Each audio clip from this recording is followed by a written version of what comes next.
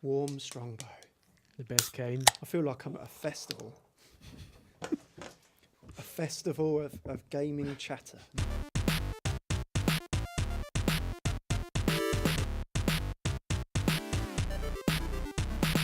Hello and welcome to the CVG podcast. My name is Tamoor Hussain. I'm staff writer and I'm joined in the studio by Joe Screbbles. Are you cutting to me straight away, the non-CVG writer? Where are you from? I'm Joe Screbbles from Official Nintendo Magazine, staff writer. Andy Robinson. Hello. Who are you? I am the 1999 to 2002 Freshen Up Man champion, but only in Europe. In other words, he's editor of CVG. And I sing Freshen Up Man songs as well. I'm also joined by Chris Scullion. Hello. Who are you? Won a Sonic 2 award once on a Sega bus in Scarborough. Aren't you number 2 or number 6 in the Guinness Book of Records I'm for at Tetris. Yeah, that's So right. nobody cares, Chris. Keep it down. Did you say number 2 or number 6? One of those Yeah, two. He's I can't definitely remember. not one of the We'll ones call in the it middle. 4. Right. All right, so And we also are, games editor of CVG. That's Damn also you, important. Steve Wozniak. Scum. we are here to discuss the Xbox One and the PS4. The embargoes have lifted for both consoles. We have reviews on our website, computerandvideogames.com or cvg.co.uk. You can read what we think about both consoles there, as well as some of the games. And the man who reviewed them for us is with us, Freshen Up champion Andy Robinson. Is that what it was? When I reviewed them fresh from my nightclub toilet. Right, so you've had extensive hands-on time with both consoles. And, So you won't see on the audio, but I'm sporting a rather large beard because I've spent the last 8 days basically in my pants playing. And that's why you've got a beard. Experiencing The pants beard. next-gen gaming. and how has that experience been? I mean, I think if you look at the reviews across, all of the games media, I don't think anyone would say it's overwhelming. And this time around, the kind of the nice thing about it is that people aren't kind of going overboard too much about and kind of buying into the hype. Whereas, perhaps last time around, they might have done. I think it shows that the games media's matured a bit. And that games are getting better. The bar's been raised because, you look at the reviews on our sites for both consoles. Nothing's really, been stellar, and both of the machines, I think, from my time with them, they show promise, but they're not quite the finished article yet. And I think it's to be expected as well because it's typical of all games console launches. Read my words. There's lots of them. I was up really late writing them. So first, I think it might be worth, obviously, you guys can jump in and throw in questions. Joe, you've probably got loads of questions because you are on last-gen hardware. Oh, how dare you? Jesus. We're going half a generation back, all right? So you can We ask took a step you can up. ask Andy about what it's like in the future of gaming. What's it like when you've got DLC? Do the new consoles have Wara Wara Plaza at the start? Do I get to see little men maybe running they- around getting puffed out? No. That's all I care about. No. Jeez. So you've out of the games, which of them did you review? You played. I played on the through PlayStation 4. Knack, Right. which is massively unremarkable platformer Right. on PS4. Yeah, we've been calling it Knack. It's not a terrible game. It's just entirely ordinary. Right. It can be really frustratingly difficult as well. It kind of it reeks of a game that's changed direction halfway through because it's clearly a kid's game, a family game, whatever you want to call it. But it's also terribly difficult. I couldn't see anyone under the age of 12 finishing that game. No. It's really, really tough. It kind of seems like a concept that halfway through they've gone, right, we really need a hook because it's really bland. Let's make it bloody hard, which it is. Do you think it's trying to push? Because I think is there not something about how you can get power-ups by trading them with people and by playing the weird iOS game they brought out? That's the They're most trying to force interesting that. thing about it. You can, as you go through the game, you collect pieces of gadgets. You need something like 5 to 7 pieces to make one, Yeah. and you can trade them with other players who are playing Knack. And to put it into perspective, I played through the game start to finish, and I didn't build one gadget. So it's pretty essential. And these gadgets kind of do stuff like make you more powerful after you perform combos, or give you health every time you down an enemy, something like that. So it does make the experience easier. Yeah. But it's a relentless game. It really is. Wait, so their new IP, you're relying on old like mobile devices to play it. You don't necessarily rely on it, but there is like an iOS app. Is that the gadget thing, or is that something separate? There's also an iOS game where you can unlock them. But you'll collect these pieces in the game, but you'll never get enough through one playthrough on your own to kind of constructing these gadgets. That's mad. So you're relying on kind of trading them or getting them from other players, really. Wow. That sounds in terms of what it shows off for next year, is visually how it shows off bugger all. In fact, I think we should stop talking about Knack.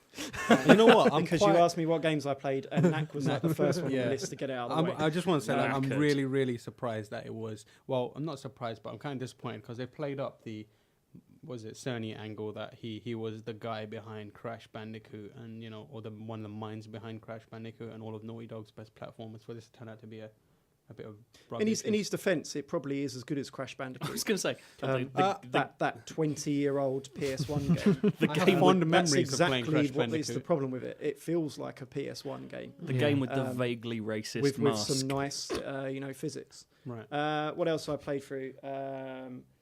I've played all the games. That's the only next-gen game I reviewed.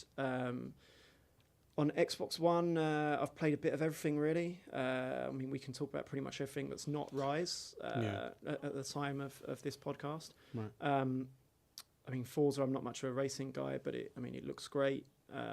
It's got that really inviting aesthetic that I like about Forza as someone who's not really into that kind of racing game. I played through Loco Cycle, which is a new Twisted Pixel That looks game. crazy, but our review was especially the US press, they're really slamming it. I was really interested in Loco Cycle for a long time. It's not a terrible game, in my opinion. I mean, lots of the US sites giving it like 3s and 4s and saying it's horrible. I mean, it's not as good as it could have been. It feels a bit rushed. It feels like what it is, a 360 game that's been moved over last minute, probably.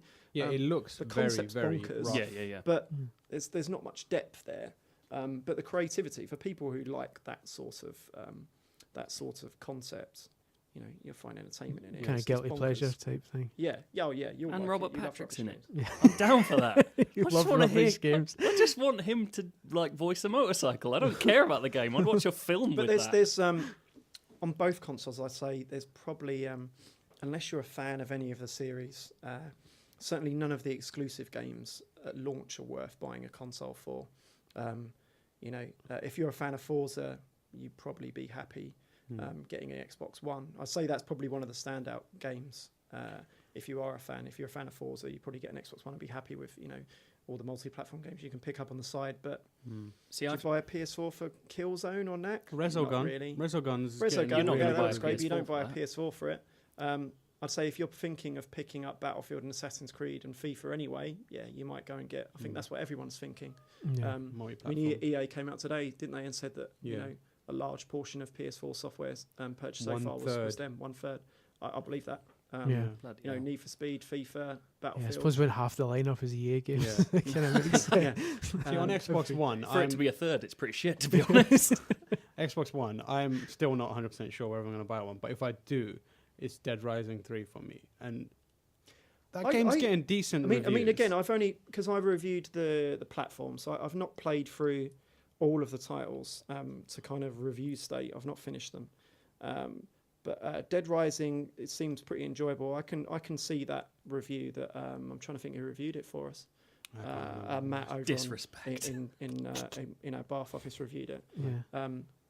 I can see that it really is a Dead Rising game. Again, that was an Xbox 360 game. I know for a fact that was moved over to Xbox One. It looks incredible, the amount of zombies on screen. It really does scream apocalypse. But that's probably typical of all of the launch games, I think. Perhaps less so the PS4 ones because they look, visually they look, stunning.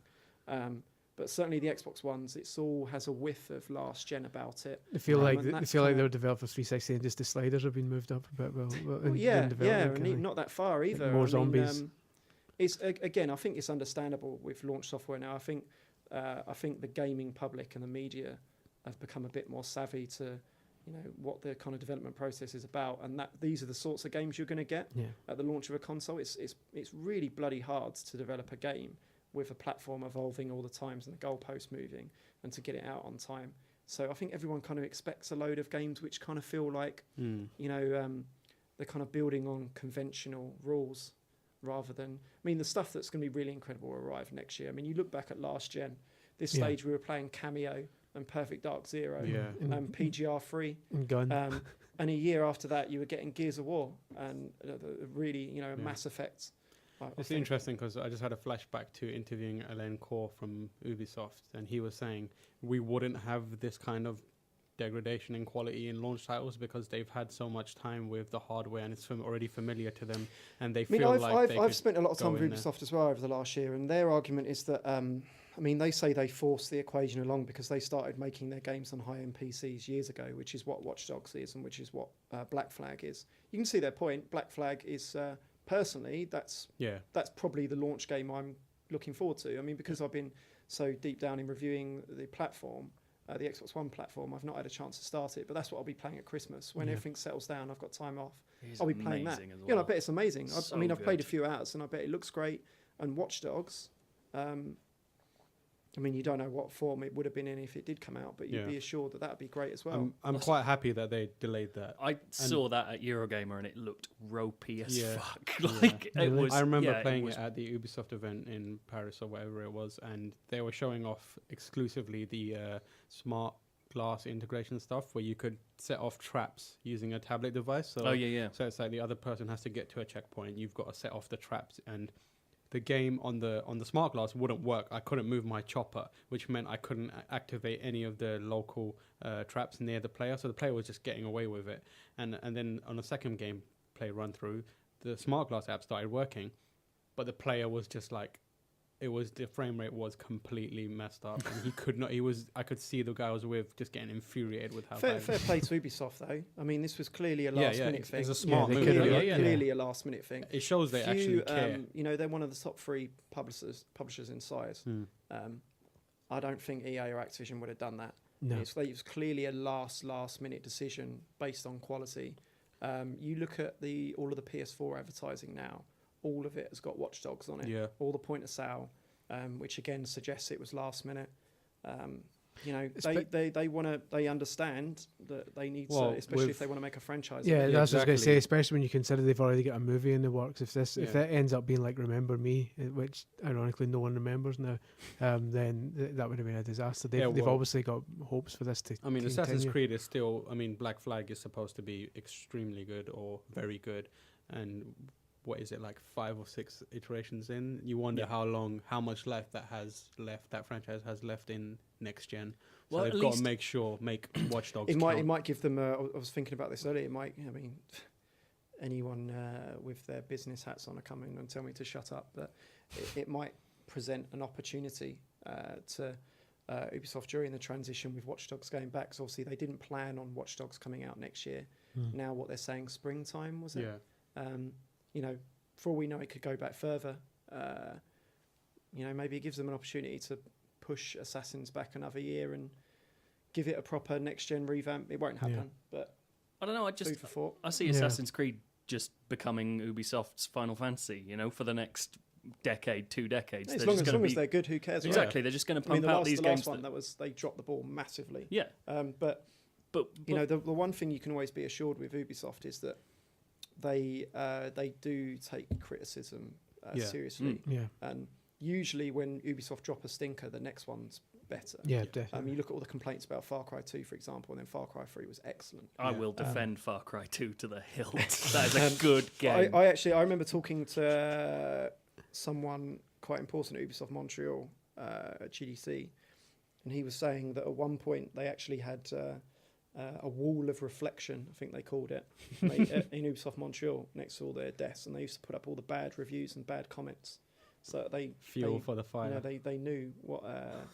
That sounds like some sort of psychological torture. It's like, right, guys, we started a wall for reflection. And everyone's, oh my god, I'm terrified. You're all shit. Yeah, you really dropped the ball on Far Cry 2 because that good game people didn't understand.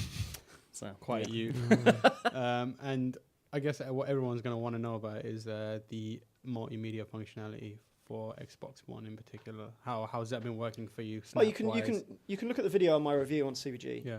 There's a video of you shouting at your Xbox. I'm not. You're not shouting. It's because I'm holding my mobile. Yeah. I'm phoning it on my iPhone. It's right in front of my face, basically. But you can see it works. Yeah, it works. And when it's in full throw, it's bloody impressive. PS4 is because the voice functionality is so much better with Kinect, and it is excellent. That's the best thing about Kinect. And because of the snap feature, which is not quite there yet. Yeah, it does make CVG look nice though. Yeah, it's bloody good. Try it. But it's if you do watch a lot of television, I do watch a lot of television. I put my Sky HD box for it, which is purely cosmetic. It's nothing like what the US have got with the one guide integration. But you can just jump through, tell Xbox volume down, Xbox volume up, Xbox mute, watch TV. It was slightly worrying when it first came in here, and there was one set up in the office where it was not working out. I mean, you can see conflict. There's conflicting reviews as well, with people saying it works and people saying it doesn't work. And what I've noticed, certainly, the two things is that it does seem to get confused in the it wasn't just at our office. In our office, we had, when it first came in, we had lots of people around it shouting commands and stuff, and it clearly wasn't working. And I've had other journalists ask me about this as well, if we had similar problems. First of all, it's really rigid in its commands. If you want to watch TV, you have to say Xbox watch TV. Xbox TV doesn't work, or Xbox, I don't know, stick a telly on the TV. Yeah, stick the telly on, mate. It doesn't Pop on work. the idiot box, mate. Like even as something as simple as, and I might get this the specific one wrong, but the point is correct. If you say Xbox switch off, it turns off. But if you say Xbox turn off, it doesn't listen to you. Xbox off doesn't work. Someone pointed out in the comments today that's probably so that you're not just sat there having a conversation and the telly turns off. Yeah. But it's very rigid in that. So I do wonder how many... It did take me a little while to work out that it wanted specific commands. It's certainly not Siri. You're not having a conversation with it. I guess there's room for them to add phrases and upgrade. It's not like Siri, because Siri... Maybe, but I think once everyone learns it... I mean, once I got into it, it's flawless now. Once I worked out what the phrases were, like the specific... obviously, once you say Xbox to activate Kinect's kind of microphones, but the specific terminology like go to will do anything. Go to Forza, go to TV, go to friends, go to achievements, it will do that. If you say go to Forza, does it take you to the Forza item No, screen, or I saw like the app always screen, boot or the does it game turn up, on? If the game's active, it will. Nice. If you look at my video, I just switch, but you'll have a game active at any time. So what you were saying earlier, I was watching a video, I think it was from Polygon, where there was, it was a Rev 3, and they were saying go to Forza, and it wouldn't do anything, and then go to Forza 5 or Forza 4, and go to Forza Motorsport 5, So it's just like, all right, now I'll do it. And the other useful thing is, once you work it out, is that when Kinect is listening, it highlights all of the commands it recognises in green. So all of your dashboard will suddenly have green writing on it. So all you have to say is say those phrases and it will do them. You can also say Xbox select at any time and it will highlight the various commands. So you can easily navigate through the entire dashboard, as you'll see me doing in my review video, just using your voice. And it's really good. Kinect's clever in other ways as well. Like if you put your controller down, leave it, it'll turn the controller off. And if you give your controller to another user, it will make them the main profile, so they get the achievements and stuff, so you can switch the controller. It's quite clever like that. I think it probably still... It shows a lot of potential. It still has to prove itself in terms of gaming. There's not really a Kinect game at launch. There's Xbox Fitness, which I think you get for a year if you've got Xbox Gold. Yeah. Zoo Tycoon? Zoo Tycoon's good, but it's not a Kinect game. It's just got Kinect's mini games. And Kinect Sports Pre-Season, which is the demo. I think you're forgetting Fighter Within. Oh, I'm sorry. It's all right. We've already bigged up Ubisoft enough in this podcast. They'll give us, they'll let us off. Kinect Sports. It's a demo of Kinect Sports. It's the jet ski thing, and you know what? It works. Yeah, I tried that. I was surprised. It felt like I was controlling an analog stick with my arms, like with that sort of fidelity. In my maneuvering my arms, I felt like I had a sweet spot to keep like my cornering correct and stuff like that. That's good to hear, because I played it at the event a week ago or two ago, and I started playing it, and I was like in infinite turn. It couldn't figure out that I've got my hand straight now. It's the same. Kinect's always the same thing though. If you take it out of an environment it's got used to, it starts messing up. which is why I say in the office it works better when it's in your living room. That said, it's improved to the point where you don't actually have to calibrate it that much. You can calibrate your speakers, and you calibrate the angle of it because it's not on a motor anymore. It doesn't look up and down. You have to angle it yourself. Yeah. And the one problem I had in my living room with it was I've got, like a lot of people, I guess, I've got a big table in front of my couch, and Kinect wanted to see the floor. It was having none of it. It wants to see your legs. I loaded up. What are you working with down there? Laminate? What's going on? Well, I think it needs to see the floor to kind of work out a 3D space. Yeah. But it was having none of it. Like when I was trying to start up Kinect Sports first time, nope, sorry, calibrate it. So went back, moved it until it saw the tiniest sliver of floor in the corner. I mean, this thing's got a huge wide view. When you Skype someone, it follows you around the room, pretty much. As soon as it could see a tiny sliver of floor in the corner, that's fine. Carpet, that'll do. Fine. I was going to say, does this, because the old Kinect was famous for that, that problem where you needed a big living room to make it work. No, it's fine. It's fine. The old Kinect would not work in my living room setup. Yeah.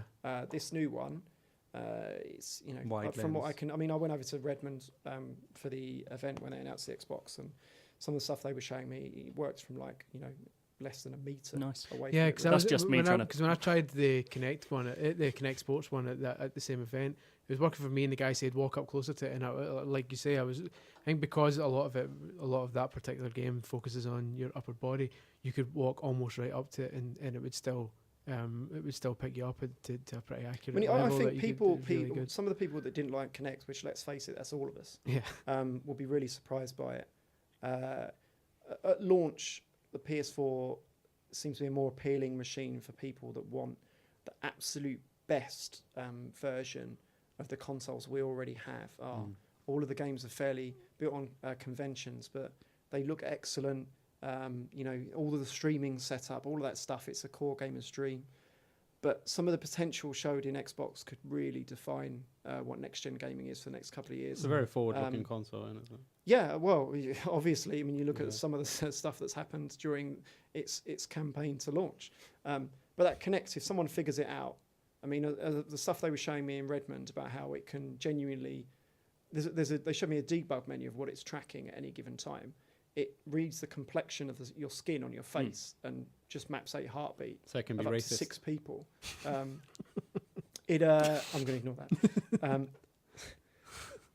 It can NSA racism coming up. It tracks what facial expression you have. Like it says there, and it's like a debug menu. It's just like sad, happy, sad, happy, cheer up, Andy. Angry. Why are you I was so trying sad? to make a really important point. See, the dream scenario. It's tracking all of this stuff, and it knows if your mouth's open, it knows if you're looking at the screen. It says, "Is the user engaged?" Like yes, no, where you move your hat.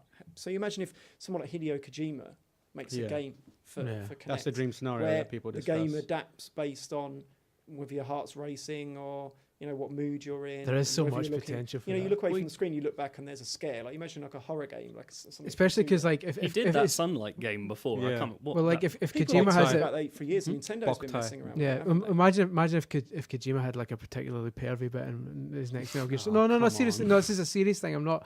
And like, is the player wearing cosplay? No, but like if the player is an adolescent teen male and he kind of looks where he shouldn't be looking, Kinect may be able to track that and have the character say to him, eyes up here or something like that. Do you know what I mean? Like genuine, exactly. Kinect will put that in a packet of information, send it to NSA, and he'll be flagged up as a possible offender. Do you know, I'd love to see a Hollywood movie have at one point halfway through it, like Brad Pitt or whoever just looks at the camera and says Xbox switch off. So anyone who's watching it on Netflix, like it just switches their system and try to watch it. Because I recorded that video yesterday while I was finalising my review.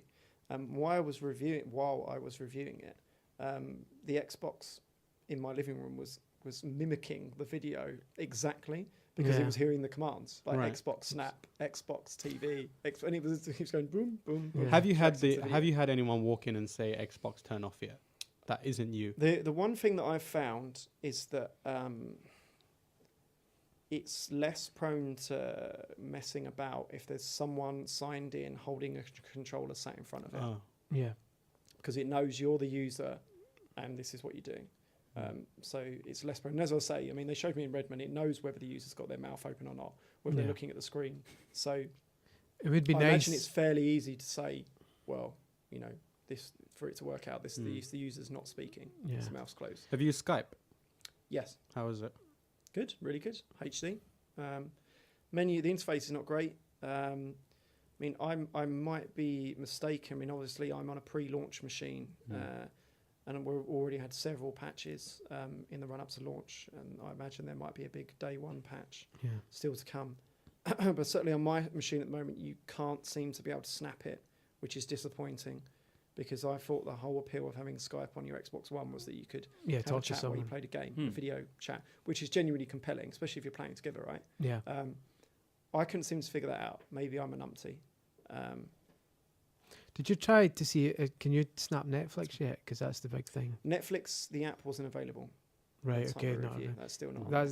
That's the big thing for me, because I'm a Yeah. proper film nerd as well. I'd love to be able to play, I especially imagine- like a I slow imagine game. You can, because there's a lot. You can snap Xbox video, Right. and you can Ah, snap well, that's good. for on demand. That's good. The snap feature, certainly in the review period when everything's not quite there, although it's pretty close to being there, It's a bit shaky. it's not particularly compelling, to be honest. I mean, there's Mm. not. I mean, I'll tell you what I did. Me and my girlfriend, like many couples, I imagine, getting our TV time. Who's playing games downstairs? Who's going upstairs to we're wrestling with a television. You can actually get the TV picture-in-picture mode. I mean, most TVs do that. It's not It's not a revolutionary feature, but you could get your television feed up on the snap bar while you played like Forza Motorsport, for example. So that was pretty cool. She was impressed with that. But you can't, I think you told me this before, you can't resize windows or anything like that, can you? So you're watching TV You're watching in postage TV on a stamp tiny mode. little One big one, one small one. Yeah. I mean, that wouldn't be I suppose it depends on the situation. Like, there's times I have to stop playing FIFA because the wife wants to see the X Factor results, whereas that would probably just be suitable for that. I mean, She just hears obviously it's a different situation. It'd be more compelling to our US readers because they have the One Guide stuff and all the integration. Yeah. But certainly it's difficult to see how all of the entertainment stuff is compelling at launch. It's a bit. I think in the review I said it's cosmetic convenience. It is convenient to be able to switch to your television with your voice straight away and get it there immediately and go straight back to your game. And it's convenient to be able to snap it straight away. But it's not really doing anything that in 3 months' time, when perhaps there's a drought of Xbox One games, won't stop me unplugging it and just sticking it straight back in the telly. Yeah. It's not enhancing the television quite yet, especially in Europe.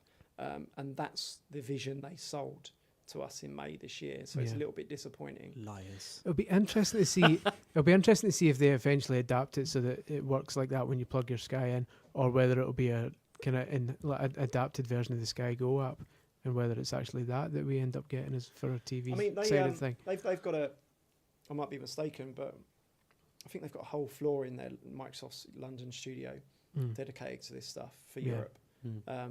So it'll come eventually. I believe Rob Crossley on CVG went and interviewed Phil Harrison recently, and he asked him the question. He said, well, we've got a whole floor of guys down there working on something. We can't talk about it yet, so come to your own conclusions. And yeah, surely are. I mean, they've committed to, I think they've committed to supporting or integrating, every major kind of cable box in whichever territory Xbox One's available. Yeah. Which you'd hope would happen next year. But I mean, it is a little bit disappointing that almost half of households in the UK have got Sky. They've not really done anything with it. It's a bit disappointing, but it's maybe they can ride on the gimmick, because it is still for people who are after an entertainment box, which I say I am. I watch television all the time, as much as I play games. It is a cool cosmetic gimmick. Yeah, I've been watching a lot of videos, and what I really like, it's such a small thing, is how quickly it moves between things. Yeah, that is the thing that really excites me, especially. But at the same time, my worry is that will slow down over time, because I mean the current Xbox UI, it started off really snappy and quick, but now it chugs so bad. Well, as a committed Wii U user, I can say it's probably fine. You're cool. They've tried to do. they've tried to do what they're doing now on Xbox One. Really, I mean, this is what they've been aspiring to do for a couple of years now. I mean, obviously the Xbox 360 wasn't quite capable of it. If you speak to anyone in development, they'll tell you, the fact that it's just got no RAM whatsoever. I mean, if you wanted to go and load the Twitter app on Xbox, you have to like close everything else and go into it on the Xbox 360. It just wasn't built to that. This is just the realization of their vision. It's really fast and it is really convenient. But what I would say is that, I mean, the exclusive games that are on it at the moment, as I kind of alluded to earlier, they don't look as good as the PS4 games. Right. Certainly not. I mean, nothing looks as good as Killzone or Resogun in terms of. We'll go to PS4 in a bit, but just one more thing on Xbox. You plugged a lot of things into that Xbox HDMI port. What has worked and how's it gone? Everything works, basically. So you tweeted a picture of you playing Mario on it recently. There is a response time issue. Yeah, I was going to say that. It's the same as, if you've got certain televisions these days that have got game mode that kind of snap up the response time, it's not great. You can do it for convenience. So it is clear that hardcore gamers probably wouldn't. It is clear it's designed for a TV or a Blu-ray player or something. Rather but I guess you could snap in, like you just plug in if you're playing like friggin' Final Fantasy and you want to grind for a few levels or something on another console. It depends on the game. An RPG if you're playing like a fast-paced game. Yeah, you don't want to play a Street Fighter. Certainly, Call of Duty, you're gonna get your ass handed to you if you try and play it with any sort of response lag. Yeah. Right. And on the PS4 side of it, how's the non-game stuff on that? I was going to ask. We've talked a lot about the Kinect. You're buying a PS4, right? I'm not buying anything because I don't have any money. I spent it all on a Wii U last year. year. You know what? It's comparable. For people who get a PS4 and they're listening to all this stuff about multitasking, etc. It's just better on Xbox One, but it's not as if it doesn't exist on PS4. Right. PS4, you can still, you can run a game. You can go into a game. You can press the PS button, go back to the XMB, and you can load another application. Go and look at Netflix, and you can go straight back to your game. It's kind of like the game. The Vita kind of already does that as well, doesn't it? Obviously not with bigger apps, but it still does that with some sort of stuff. Yeah. But so it's just this would be something big for Sony fans because I mean they think they had multitasking on the PS3, but if it was the PS3 it spoofed it, back faked it, was just a bit of a disaster with how they just ran out of all kinds of memory to do what the Xbox 360 was doing from launch. I mean, they've got stuff like Party Chat now and all of that, and it's the menus are a bit easier to navigate because of the XMB. Really, it's kind of like it's the next step of the XMB. It's the XMB with like content attached to it. But one of the things that can be confusing on the Xbox UI compared to PS4 is that the Xbox One UI is constantly changing based on what you're playing. So if you go into your games and apps, it will be ordered in the order of which you've used them last. So stuff's always moving around. So that can be confusing. I mean, obviously you've got Kinects there to pull it up, and you might have to use it at times to find stuff when it's all moving around. And you can still pin stuff. Yeah, you've got your pins. Yes, and you can pin stuff to the dashboard. I guess the PS4 is a lot more. A lot of what cynical people and commenters will want to know is how much advertising is being surfaced on the Xbox One dashboard. No way near as much as what was being served on the Xbox 360. But as I say, I'm on at the time of the podcast, I'm on a pre-launch machine. For all I know, they've not deployed their ad bombs yet. Right. It's kind of the way it's structured. You've kind of got your feed of like five or I think it's 6 most latest recently used apps or games, and then on the left is your pin stuff, and on the right is the store stuff, and in between the middle and the right are 3 small squares of featured content. And at the moment on my Xbox One, it's one featured film, one featured album, and I don't know, the other one's probably an ad or something or a game. Right. And you were discussing earlier about free to play stuff, like you were talking about Forza. Oh yeah, Microsoft love their microtransactions at launch. They really do. It's Forza Motorsport. They just openly flaunt it. If you want to buy a car, you can, grind in-game credits for ages, or you can just pay us some money and buy some like tokens, I think they call That's them. dodgy. They should have an option to skip the unskippable Jeremy Clarkson talks I at you like for those. a bit I think sections. it brings some much-needed character to what's but- can be a very sterile game. Oh, I Here's get a that. car in a white room. But having Jeremy Clarkson talk to me and I can't turn it off is a major problem I for don't me. know. I never tried to turn him off. It's like Xbox. Shut him up. But I've not really got a massive problem with a microtransaction thing. I mean, it's Right. not Easily ignorable. unless it's turning the game into free to play and actively ruining it for people Right. Yeah. I mean, who are not paying. I hmm. mean, if someone wants to pay some, a couple of quid to buy some ammo or whatever, well, good luck. Someone's going to make a graph of how much in the old Forzas it took to buy a new car and how much it is in this. And if it's any more, there's going to be hell to pay. I think it does take bloody ages. That's to Yeah. get some of See, the good cars. that to me is the sticking point. It's like Justin Tower did our review. I mean, pointed out that the 6 game's hours or like all something. about the glamour of racing, and the soundtrack's like an orchestral kind of really vocal, harmonic soundtrack while you're driving your Ford Fiesta. Yeah. hatchback. Like This everyone goes, Mazda's "Oh." beautiful. Right, so I went on the CVG forum prior to starting this podcast, and I asked them to send in some questions. So I'm going to throw some questions at you. Some of these will probably I haven't pre-screened these, so some of these will be might be just stupid. Why are you biased? Is that our PS4 talk? Yeah, well, See, there will be more. It's the weird thing about PS4 is like it's such an incremental update, not incremental, but like iteration on their last gen hardware. It's conventional. Yeah, it's built.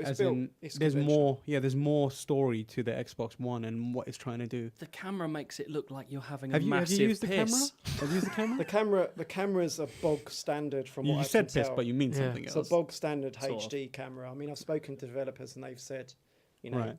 it's quite difficult to develop for compared to the Kinect. It hasn't got the skeleton tracking, and it hasn't There was got- that Yeah. Taiwanese company that recently came out and said they've built an information No, package they or can shut firmware that makes it That's compete with They Kinect. can So are you saying that's But it's bullshit? quite the playroom stuff's quite cool. Yeah, I mean, it is, but I, Jimmy Fallon I, don't, enjoyed I it. You think can in a tell couple by of looking years at it, you're going to it's- see night and day separation from the stuff that's Yeah. on both. You can tell by looking at the playroom, although it looks cool, it is advanced It is cool. iToy It's stuff. really cool, but it's more cool because of the the character of it. Yeah. right. The And guys who have made you? it. Did you say you've used one? The The camera, PS4 PlayStation camera, yes. Yeah. And voice commands, it has that, right? Yeah, but they're very simple. They're much more How limited. simple are we compared to- talking? Like, on? It doesn't turn on with it or Hello, off. I It like doesn't- you. As far as I know. Show me gams. You I do mean, that that's in the the move that's bit the at reason the start. light bar's on the controller, right? Right. Just I don't get that either. Yeah, it's a bit yeah. weird. At the moment, that it's disconcerting that the only thing that they can It come seems like up they could with do some is really that. cool stuff with that light bar. Well, every time they talk about about it, it's but- like it will show you when you're being shot. It's like, all right. when you what turn the what else? PS4 on with that Games camera, do that. Yeah. the camera does what Xbox does, and it finds you with a controller and goes, "Oh, there you are," and it. But I'm going to look down at my controller to tell where I'm shot instead of just looking at the bullets coming at me on the screen. When you turn on your Xbox and you sign in first of all with your 360 gamer tag, I've seen it. says, It's like, do you hello. Want, do you want Kinect to recognise you? Go, yep. And it goes, right, brings it up, and it says, it shows you a view of you on the couch in your pants, as was my case. Eating your pants, And did it you puts say? an arrow on your head, and it Eating says, your- is this handy? Right, and you go, yep. It goes, right, and that's done. PlayStation 4 says, do you want us to recognise you? Right? And you have to go through like a 2-minute tutorial of helping it map your face. Like there's a 3D cube, and it's like follow it with your head, basically. Look up, look down, look left. It's Is that your clearly- eye? No, it's my mouth. Jesus Christ. It says, you want Kinect to recognise you? Yes. Were you not in the champion to Get Fresh? yeah, that's right. No, you See, recognise me. my That's hope embarrassing. is for them to introduce like voice packets and other stuff for Connect and like sass and Sass. personality to it. Like, all right, mate, how's it going? That SAS kind of thing. DLC. All right, so first question from Dark Cult on our forum. Dark what? Dark Cult. Cult. Okay, And then good. Nintendo Boys 69 No, or no. whatever you've got on your shitty forum. There's no 69s on our forum, All right. please. censored automatically. No, the cult got lost on me. Okay, Dark Cult says third-party games: Call of Duty Ghosts, Battlefield 4, and Assassin's Creed Black Flag. Differences between platform and graphics. Are they noticeable or not? Could you tell just by looking at the screen if the game is running on Xbox One or PS4? Honest opinion, like please. That- Winky face. To be honest, that sort of thing bores me to tears. That's like 40 questions, and at the end he insults Basically, you by he's going, saying honest third-party opinion, games. Can you see the difference if you had them side by side on PS4 and Xbox One? Personally, I don't know if you could. But I think there's a difference between being in your house, installing Call of Duty, putting it on, playing it a bit, putting it on the other console, putting it on, there's like a 2-minute gap between the two. Whereas, some of our writers who have been at events where they've had both versions and been able to run between rooms and look at the same stuff, they've said it's noticeable. Right. But is that a big deal? I mean, who knows? Isn't it essentially a question? It's essentially a number competition. I mean, you've had people look into it and say that apparently the frame rate on Call of Duty is more stable on Xbox One compared to PS4, but PS4 is higher resolution. Personally, no, I don't think it's a big deal. It's TV size, isn't it? Essentially, like if you've got a really big TV, 1080p is going to make a difference. Otherwise, like part of it actually also going is to run just- them side by side? Part of it is also just the fact that, by all accounts, the Xbox One was still kind of adapting, and the specs were still changing. Like long after the PS4's the specs were kind of locked in place. From So it's just what I adapting. understand, Call of Duty's never run at native 720p in the last gen. No, exactly. Or current gen, whatever we want to call it. So, I mean, that game looks great. It always looked great. So, as long as the game looks great, who cares what the numbers are associated with it? I think, the angry guys on the forums would be surprised by the number of really great-looking games on Xbox 360 and PS3 that don't even run at native 720. There's a lot of them, maybe majority. I think they'll be surprised by how little they give a shit a month from now. Yeah, because it is literally it's the first batch syndrome, and it's Yeah. the same happened with Wii U when the third-party ports came on Wii U, and everyone said, "Oh, the frame rate's a bit worse on Wii U, RAM problems, blah blah blah." And then fast forward to It's the PS3 as well. PS3 Yeah, took exactly. like more than a exactly, year. and then to you get fast up forward to speed. the Need for Speed game on Wii U, which looked clearly better than the 360 and PS3 versions. And the guy I spoke to Ubisoft before, who was working on Watch Dogs, says the Wii U version is going to look better than the PS3 and 360 versions. It just takes time for developers sometimes to know these systems inside out, and especially considering the PS4 is apparently so easy to develop for now. Obviously, there's just been a tiny, well, it appears there's been a tiny, the odd kind of teething problem just getting the Xbox One totally sorted. I think it'll be fine. Tails is Joy asks, oh wait, these are a series of stupid questions. One of them being, who will be paying for your answers? Future publishing, or is that Yeah. Future publishing. our boss? Barry316 says, in the Xbox One review, it says it's noticeably quieter than the PS4. Does that mean that the PS4 is noisy when it ramps up? It pretty is. It's noisy. It's not as noisy as the original PS3. Again, I've not been in a room with all of them side by side. I think it has actually decibel meter in I hand. think they have actually. It has actually been tested, and it's not as noisy as the original PS3. I mean, that thing's bloody Yeah, noisy. the original PS3 is nuts. But yeah, the PS4's not quiet. The Xbox is pretty consistently quiet, Yeah. no matter what you're doing. But you're going to hear whirling noises and God, I mean, Sony. I think it's already come out from the US launch that there's even kind of an LED mode on it for when it's overheating. Oh, wow. So Yeah. the fact they've even put in that feature, like I think it That was the red. next I'm question concerned. from Flash Yeah, 501. I mean you have to look at these things, right? I mean, it's the Xbox One. Perhaps it was a lost cause. I mean, it was because of all of the policy changes they had to reverse. But it's a machine that was designed to be basically always on for 10 years. And that's what it looks like. It's just a big box that doesn't look anywhere near as good as PS4, but it's quiet. You can see the size of the fan inside it, and it's massive. I was going to say, it's Yeah. probably just for the fan. Every That single thing side is of that console's ridiculous. got a vents on it. pretty Terrified much. of Red Ring Red happening Ring, again. But I'm that concerned thing's that going to be over-engineered for that. Yeah. Definitely. I'm concerned that PS4 might be the opposite. Like in 3 years' time, is that still going to, when dust gathers in it and everything? The It's other so thing you small. see It is doesn't. that It's they're so gonna small. It doesn't have a power brick. I'm just worried. Sony. The other equation is that Sony are also a really, they're an electronics they're a company. hardware company. Well, yeah, that's true. They as well. know what they're doing. I like the True idea of that. some guy some angry newspaper article of a guy pointing at his PlayStation 4, and it's Covered in like dust. it's melted so far that it's now not slanted anymore. It's just like this block. It's like, an this Xbox. All right, someone here, Gretzky with a Z. Gretzky, Wayne Gretzky. No, not that Wayne Gretzky. It's just Is Gretzky. it Wayne Gretzky? No, it's not him. It says, can What's this Wayne Skype be Gretzky? disabled entirely on Xbox One? I can't sign out of it on Windows 8 without either signing out of Windows 8 or uninstalling Skype, it seems. Will this be an issue on Xbox One? I really don't want to be disturbed when I'm gaming. I did that voice for Your voice? I Yeah, that wasn't his might be voice. mistaken. I think Skype's an app. Yeah, you'd have to open it. But if you're playing certainly, I know for sure because I was getting really annoying messages from all you guys while I was viewing it this week. Yeah. Because there's a new notifications feed up in the top left next to your sign-in details that brings in stuff like messages, achievements, basically anything that's significant that's happened on the system. And it will bring in your Skype messages. But definitely in the menu, in the system menu, there's a setting for what you want to show up from Skype. Messages, just video calls, or nothing, or... Yeah. So I think his nightmare scenario is that he's playing a game and someone rings him and it instantly swaps to Skype halfway through, and he's got his pants off. I would also say there's also definitely a way to sign out of Skype on Windows 8 because I can do that. Yeah, I've never launched Skype on mine, and people send me messages all the time and I ignore them. Tales is joy again. It's troublemaker. RedTube now requires that I validate my age via mobile phone. Will I need smart glass to watch porn on Xbox? Well, I'm not under 18 and I didn't try and watch porn on it either, so I don't know if I can answer that question.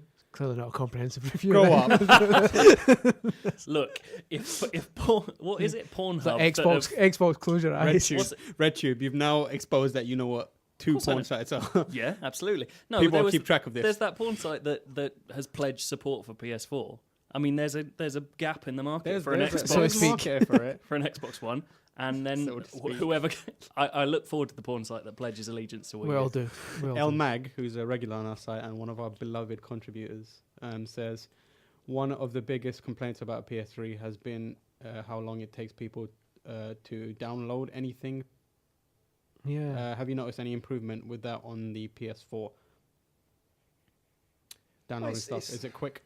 It's difficult to tell because...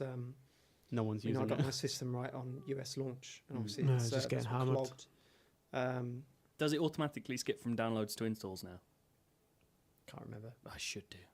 You'd think so, yeah, because you can partially download a game and start, playing it. So presumably, yeah. El Mag also asked, what would you like to see fixed or added in future firmware updates? For example, the PS4 menu looks like it could clutter quickly. Surely having I really like the PS4 menu. Folders. I think it's excellent. Does it have folders? Like, can you store stuff in folders? Yeah. Right. I think the PS4 menu is excellent. Really, really do. Is he talking specifically about the PS4? I think so, but I'm guessing you can talk about Xbox as well. I'm assuming he means. I'm assuming he means by the time you've downloaded like 50 games on it, is it still going to? I guess so. Nice? Yeah.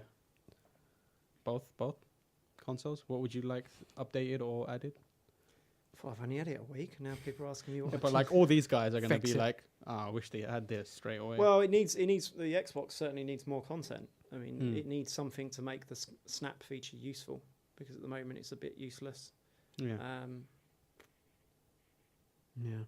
Dark Coat says this is something that you've answered, but it'll give you an opportunity to push the point again. Can you see yourself using Connect, signing into your account, voice commands, hand gestures to navigate Xbox UI on a regular basis in the near future, instead of just novelty right now? Well, on the first point, you haven't got a choice, because when you turn your Xbox on, it sees your face and says hello and logs you mate. in. So I don't know why I'd stop that one happening. Yeah, absolutely. Voice commands are, I think when people experience the new Connect, and I sound a bit like Major Nelson now, they'll realise that it works, and it's just bloody more convenient. If you're going to play Forza, you turn that thing on, and especially with the UI moving icons all over the place based on what you're playing. You say go to Forza Motorsport 5, it's going to load it up, or you can go through several layers of menus to get to it if you want. It's just more convenient. So yes, in the grand scheme of things, do you see the Xbox being the console? Because there's going to be so many cross-platform games. Do you see Xbox being the one just for convenience that you're like, I'm going to get the Xbox version just because I have that, as you say, that cosmetic convenience? Well, it's too early to say, because, first of all, it needs to become clear if there really is any power difference between the two. Because I say the exclusive games on the PS4 to me look better. So in a year's time and beyond that, we'll start to see if that more powerful RAM, etc., in the PS4 is actually going to make a difference to multi-platformers, as Chris said. There's going to be parity on multi-platform, which has kind of been historically what's happened. Connect, there's loads of potential in the new one. I'm still not convinced especially on a multi-platform game that's not bespoke designed for Connect, whether there's anything compelling it can bring to experience. mean, certainly Dead Rising, as people have brought up a couple of times, the implementation is just rubbish. When you fight a boss, it brings up stock phrases at the top. You can shout if you want, like "calm down," like Calm down. Get like more angry or something. It's just rubbish. The other one they kept trying to push on me at the preview event was if you get grabbed by a zombie, you can like nudge your controller forward to get them off. It's just like, well, yeah, no, I think that's one of the core mechanics. Yeah. If someone grabs you, just wave the controller. I think you can about. still do it with the sticks as well. Might be an opportunity to clear up a misconception here. The Last Dodo says, what happens to Xbox One games that are powered by the cloud but are played offline? I don't think a game is entirely powered by the cloud. No. Well, not anymore. They aren't. It, now that they've now that you've ruined it for policies. everyone, Last Dodo. I'm guessing in Forza, which is the main cloud game, with the drive avatars, which are pretty cool. Yeah, I saw a bit of the drive avatars going. They're actually pretty excellent. Lovely I people. guess you wouldn't play with them. You'd play with ordinary. So people think AI. people think that the entire game is stored. It's just an aspect. You are. I think it's not on you are live. allocated space in the cloud to do what you want with. Right. That's how it works. Build a shed. Build what you want. So it's not like the entire game's going to cease to function if the cloud isn't there for it. Let's find another question. Well, it depends on the integration, doesn't it? Right. I mean, it's like anything. What will happen to the game if my online feature is not available? Well, it probably wouldn't work. Yeah. If the feature is integral to the game, then the game won't work. But in these days, how many people actually make a game that requires, on that sort of online unless features it's an integral? MMO, then otherwise. And if they do, the internet lynches them and they decide to change it. Simon_H4 says, given the relatively shit launch titles for PS4 and Xbox One, To the point. which is better for Christmas for my two boys, 6 and 8? PS4, Xbox One, or two fantastic bikes? Or Super Mario 3D World. Wii U. on Yeah, exactly. Wii U. Wii U. Wii U. There we go. Swiftly Wii U. on to our next. I knew Joe was here for a reason. How much can you get a Wii U for now? You can get it for £200 with new Super Mario Bros. U and new Super Luigi U. No, we don't want those games. They're not How the best cheap can you get games. it? Anyone That's who's probably really is a closet Nintendo gamer who expectedly has kind of looked at this machine and said, "Yeah, all right, I might sit on my hands for a bit." Now's maybe the time, Yeah. Mario 3D World is amazing. Yeah. I've had a PS4 and an Xbox One at home for a week, and I've turned them both off to play Mario 3D World, and I've had that for longer. Yeah. That is the Christmas if game. you There's buy no a Wii U two ways now, about you it. can buy Mario 3D World, you can get Zelda, you can get Pikmin, and that's just the first party stuff. Yeah. We're talking about shit launch titles. I mean, even the launch titles for Wii U, like in when you look at the multi-format stuff, you're like, yeah, okay. You know what? Problems Though, there, I but you still look play at Nintendo Land. Zombie U, Nintendo Land, and to a certain extent, New Super Mario Bros. U. Those were like solid launch titles, Yeah. and Zombie I'm U. still playing. I'm still playing Zombie U just because I'm too scared of it most of You've the got nothing time. else to play. Yeah, well, I played 3D World once. Can you talk about that? You can talk about Yeah, that. yeah, now, it's right? out. Go for Yeah, it. yeah. So tell us, What's best. It's the Mario? best Wii U game. It's Better than Galaxy. no, No. And nothing's better than Galaxy. Andy, you've played it as well extensively, haven't you?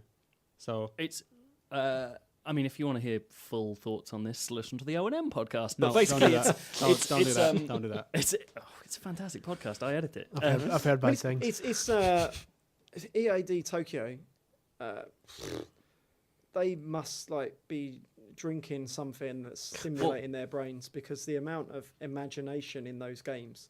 They haven't got enough room, It's have called they? It's They've incredible. got so many ideas. Just like Galaxy, even more so than Galaxy. Every single level introduces a new mechanic, a new power up, a new idea. Yeah. The only difference between the two is that I don't think 3D World kind of pushes those ideas onto the next step, and the next step, and the next step. The way I put it in my review was essentially where Galaxy felt like you had an idea for an episode where it had like a beginning, middle, and end. 3D World gives you sketches. You get like one shot, bam, that's your idea, and then you move on to the next one. And it's lovely. Like there's a real thrust to it. And I blitzed the game. It's not short, but I got into the post-world stuff so quickly because it was just like bam, bam, bam, bam. Here's more and more But stuff. it's to so deal creative and so surprising again, so entertaining. There's just fewer of those moments when you say that was amazing.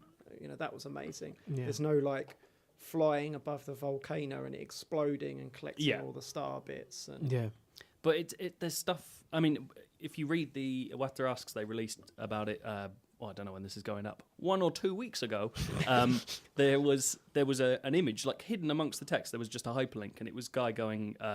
The quote was, mental. "Let's put everything in," and there was you could click on that, and it showed their storyboarding wall not storyboarding, like brainstorming wall for one level, and it was a wall covered in post-it notes, and every post-it note had a design for like a boost pad or like down to a Goomba in a rubber ring, and you play that level and you're like, oh, there's the Goomba in the rubber ring. Those like, Goombas are awesome. It's incredible. Like these people just kind of just brim with this stuff. It is ridiculous that an individual level in that game could have a mechanic in it that other platformers from other developers would base their entire game around. You look at the that just chucks them away. I mean, Like, it shows you them once. We're all core gamers.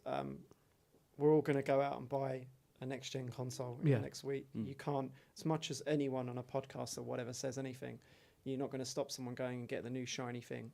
But I think a lot of those people, if they have to choose one of the new consoles over Mario, might be a few days, a few hours, a few weeks afterwards thinking, I might have had more fun with that. Yeah, it's a weird gamble for them to release it, that and Link Between Worlds at the same time. It's sort of Link Between Worlds is awesome. That was my They're next both question. amazing Andy, games. you reviewed Link Between Worlds, didn't you? And you gave it a 10.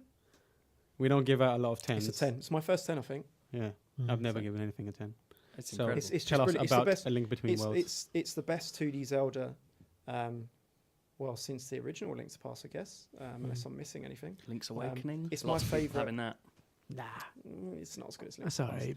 But Minish Cap. I think it's my favourite. My favourite Zelda You're laughing since Majora's Mask. I think. Oh, It's just nice. it's nice that they're not messing around with gimmicks. And Right. anyone who's not played it and they see the kind of 2D wall running concept might say, well, what about that? That's a But it gimmick. really isn't. It supplements the other systems, and it's kind of back to basics, and it's the world that you know and you have so much nostalgia for. There's no filler in it at all. I think you can get into the first dungeon in like 5 minutes. Right. And all the dungeons are creative. It's just great. The big question is, Aonuma was recently, he's been out and talking about how they're really thinking about mixing up the Zelda formula and, seeing what they can do differently. And the big thing for this one is the renting weapons instead of the, going through linearly and acquiring them. How much does that change, and what is the effect of that? It's lost a little bit in the background. I Yeah, mean, that's the thing. It's sort of mixed everyone who's up. not played the game wants to ask about that, but it's Not a big deal. just a part of it. It perhaps from the concept, it seems like it should be integral to the whole game, but it's just a part of it.